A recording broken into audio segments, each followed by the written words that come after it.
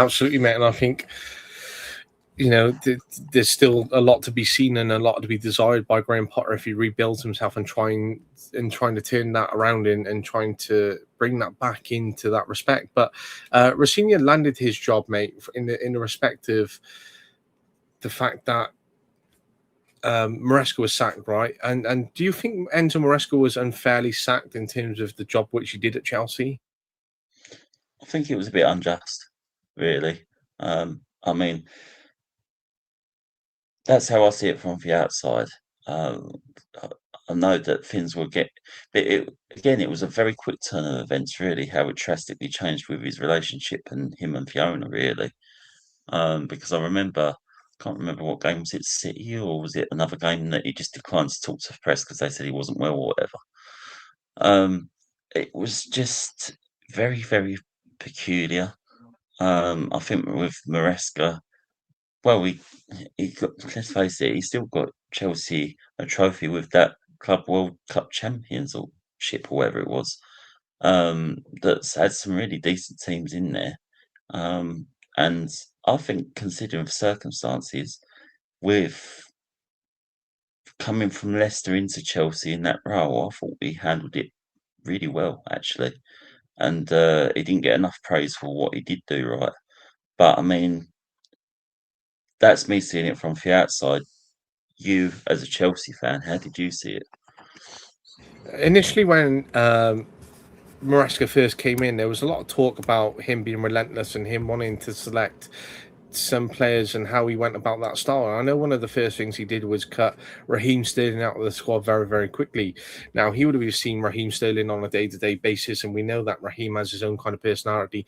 He's had these kind of managerial clashes in the past. I know one prominent clip which stands out in my mind was when he was a young player and he clashed with Brendan Rodgers.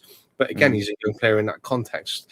And when he first cut out Raheem Sterling, I was a little bit frustrated by it because I do like Raheem Sterling. I felt, well, we've just invested a lot of money. He's come from a very successful Man City side for years. If you get that player performing, he will be a very good player for you.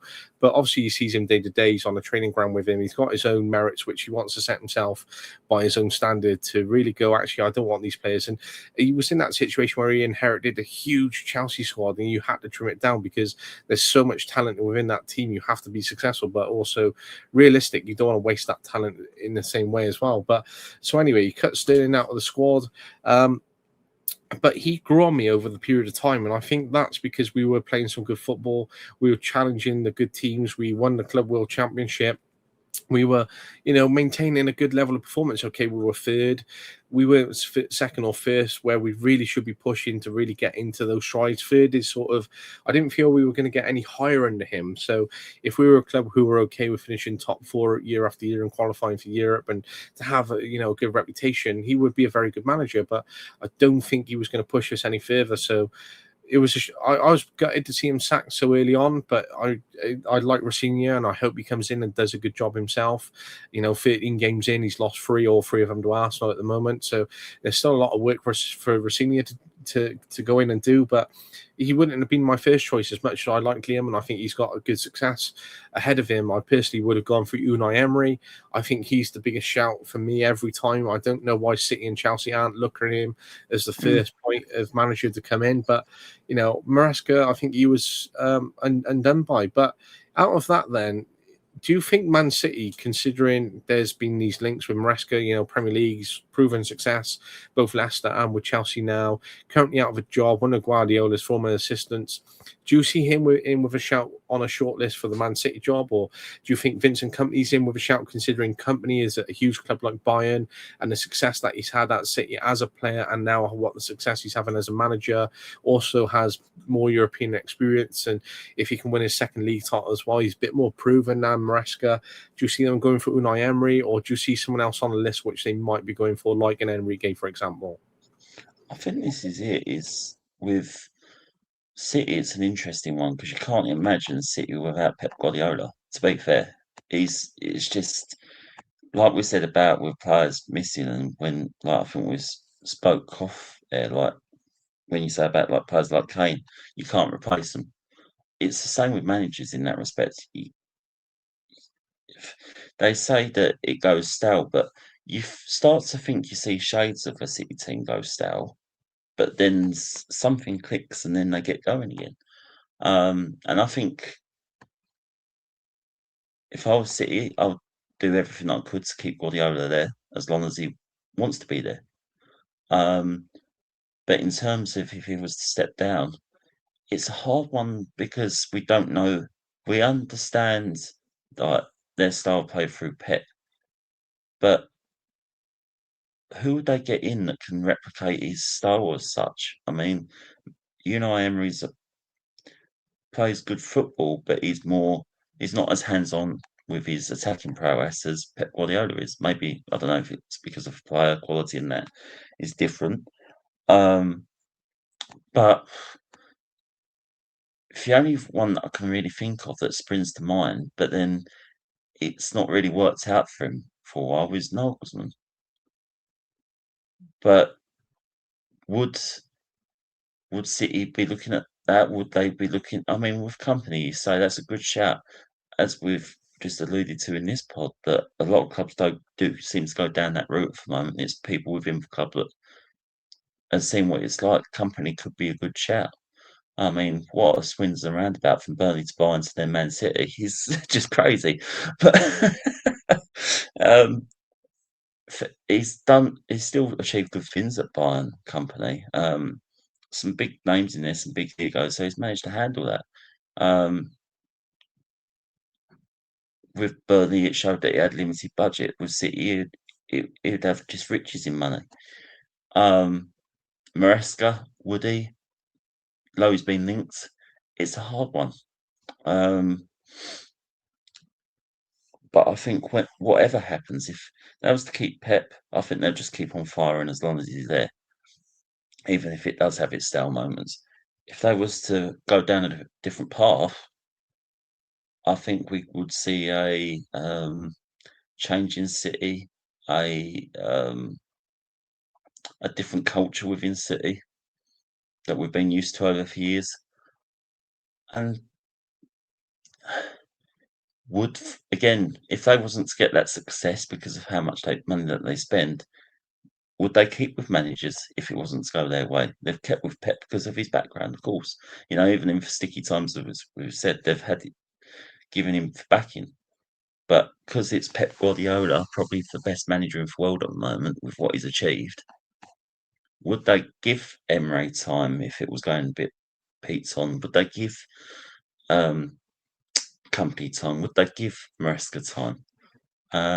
Because it goes back to that point. They can't if it goes run 4 months in, 5 months in, and they're sixth, fifth. They can't, decide to sack or whatever because it's just not giving managers the time. And I think this is it. Is managers getting sacked just generally left, right, and centre now at all sorts of level, from Premiership even down to Football League. We're seeing it that they're changing managers like left, right, and centre. Um, and I think it's a lot of it is not just down to fan pressure and social media pressure, but I think finances do come into it a long way. They look at their books and think, right, Christ, we can't afford to, you know, again, I'm using the Spurs model here, but Spurs are looking at it thinking we can't go down because we've got this brand spanking new stadium in inverted commas. And it's going to cause us more a loss than it would be making profits if we was to go be in for championship. Maybe that's what they was looking at when they set Thomas Frank. But it's there's so many things that I think come with football, but I think sackings are just happening too regular. I think there should be a little clause in there that you should have at least an X amount of time before you can get sacked from a club, because I think then it gives managers chance to see it at all angles through for good and for bad, and then you can assess come end of year where their progress is. Obviously, it would be a risk for a big club if they was really struggling in the top six side, if you like. But I'm going off the beaten track here. It's just thinking at all different angles. And you said about Unai Emery, I'm just going to say this. If he was to get the City job, yes, I think he'll do a really good job at City, if I'm honest. Because like you, I'm a big Unai Emery fan. Luca. But I think I fear for Villa. When he was to walk, Villa would just implode again, and they'll be back to where they was in the past. They won't be able to maintain what Unai Emery's done because he's done an absolutely brilliant job there. And I think that's exactly what I think he's coming. I think he's done such an incredible job since being there and taking over. And I think he is such a good manager. I think he's one of those where there's so many good clubs which could come in for him and try to appoint him in terms of that respect. Where, okay, he's been at PSG, but I think he was very successful at PSG. Pochettino went in, didn't do that good of a job compared to Unai Emery, and we've seen the job that he's done at Seville. We saw the job he did at Seville, at Villarreal as well, and he had that great success there. And now he's pulling off at Aston Villa with the limited, restrictions which he has, or the restrictions with the limitations, because he can't go off and sign all the players that he wants to sign. But he's got some of the young English players performing. He's got other good players like John Duran performing.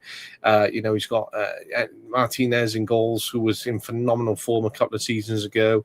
He's got Tyrone Mings, who's been fantastic. There's a number of great players There is a number in of that great squad. players, and I think that's it. Even with John McGinn, Luca, that was there, part of the club and leader of the club, but he's pushed him on to that next level, and he's helped bring that into his Scotland form, even to help him qualify for the World Cup. I'm sure, but I think this is it. It's like, again, this is going to be another controversial claim that I'm going to make tonight, but I really do think that Arsenal wouldn't be anywhere near fighting for these titles now if it wasn't for Emery's imprint in it in the first place, because he was so unlucky there when he got sacked. I think that completely that, mate, and I think he was always unfairly done at Arsenal. I think fan pressure was there at the moment, and K fans were unhappy. But you're always going to have that transition period after a long-term manager is there. We've seen it United when David Moyes came in. There was always going to be that transition period which you struggle with. So you have to be willing to give your manager a more period of time to certainly go through it. But I think those are the foundations. I think he came in and wanted to build on what Arsene did, and then he set that up in terms of some of the players which have been there and now. Arteta's come in and okay, still only won 2 trophies in X amount of years, but they're still pushing year after year. They're still within that great shot. If they were up there, first, second, and they dropped off, bottled the title, and then after that, year after year, then they were just lingering around fourth, fifth, maybe sixth, right? You're going to go, actually, we need a bit more consistency to push on here, right? So we need a bit of a world-class manager to come in and do that. So I think that's the interesting thing. I think in terms of what you're saying there should be a window, or that there should be a amount of time where a manager is allowed before they are sacked, right? I think that could work in a league like they have in America, because if there's no relegation, there's no promotion, they could have that window where actually they could justify, well, actually this is the period where you got the sack managers, or make that managerial change. I think that could work. I think with the Premier League, we're never going to see that, simply based upon the money which is involved, which is a shame, because when you look at it, again, Ryan Mason, Eric Ramsey, Michael Carrick, Frank Lampard, there's so many young managers are out there where they deserve that chance to really have the opportunity to, try and prove themselves, try and develop as well. They need to be given that spaces, and they can be given those spaces in like under 21s and in the academy, etc. But then if they want to progress and get up there to be in the Premier League themselves or manage the bigger clubs, they're never going to get that opportunity if they're sacked at the first hurdles in a very short space of time. Exactly. I think this is it. Is fine.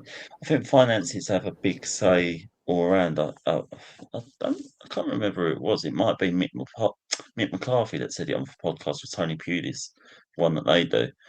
And I saw what he said in the sense of that, if Coventry was to go up this season, great, but then would they be able to survive financially in it, to cope and to invest into that squad? Um, yeah, they've got fan base, they've got some foundations in place, definitely. But you just fear that if, again, Lampard was to get Coventry promoted, if they'd gone first 8 games without a win, say, his job will be under scrutiny again. And for someone that's just, I think that's what boards tend to do in some ways, is they have short-term memories of what someone has achieved. I mean, I don't know if we've said it in a pod, but we might have said it on outside of a pod. But I wouldn't have been against Ange to have started this season with Spurs. You know, after winning for Europa League, I think that's the least we could have owed him. Yeah, all right, maybe we wouldn't have got Thomas Franklin and that. And yes, it might have been that we carried off where we left off last season and not won the game for X amount of time. And there might have been a case that a triangle might have had more points than Spurs did at the start of the season. But I think with Ange, he got us that trophy, first trophy in years. But we didn't back him after that. He's come out in the pod with Stick It With Football that was after like Pedro Neto and players like that. But we just didn't act on it, you know? So it's like people were saying, oh, he's clueless. He doesn't have an idea. But it's not a lot better now, realistically. And one thing that I always remember with him is that game against your lot with Chelsea, 9 men with that high line still triggers my gives me anxiety these days, because even when I was seeing Tottenham for a defend a free kick today, it's quite a high line for that, and I was thinking, oh, good grief, like, you know. But I think this is it. Is unfortunately this is where top flight has gone a bit out from that. Ange had charisma about him, no doubt about it. And that's what I remember with Premiership after years and years and years of following it and supporting and watching on TV. There's been managers in there that's had charisma like Ange, Mourinho, McCarthy, you name it. But they don't seem to have any of them anymore. It's just that it's that sort of side of the game has been taken out. It's all about a results business now. And it's whoever gets them results that gets over the dotted line. And then they say, yeah, thank you. It's like we were saying what with Glasner earlier, you know. Thank you for the FA Cup. Thanks for the Charity Shield. First time we've done that, like, ever. And then when they go into think not consider potentially even seconding before the season's up. You know, it's just absolutely bonkers. You could say that you said about money and that. I genuinely think that managers do go in and they're willing to sign a 2-year contract and they think, oh, there's not it. They're happy to help the club, but I think it's just got to the case now that they think, oh, I can get a 5 million payout. Happy days, like, you know, if someone has to pay me off.